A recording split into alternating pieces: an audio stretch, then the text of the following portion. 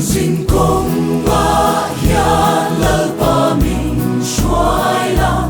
tùy phone tên mình xin cần biểu thoại đó nè đi làm cần lâu hỏi qua cần cái ba hiền lâu ngày rồi ô san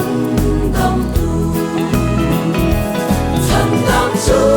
mình xoay rồi cần xin công hoa hiền khi lẽ rồi tùy phone tên mình xin ra nghe cần tin ta luôn bồi nhìn về ngài lâu xuân và khen khen nhìn nhìn cái ăn xe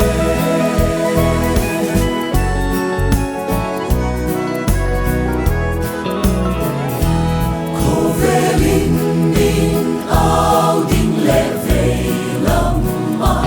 mù xịt na áo thon tên mình rộn cho nga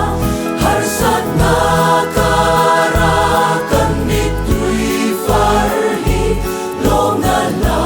an sang nghe ya thành đam chu mình xoay ro cần xin có ya khi lẽ ro tùy phone tên mình xin ra nghe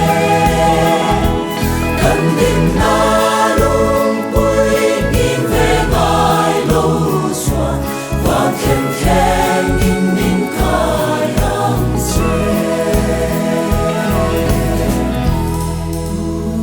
感动出你的切尔丹杜，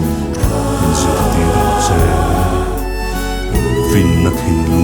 kan lei pa hiao na turin. đầm chung đi chia đan mình diệt đi răng che y van chân xin khi mình chịu non phố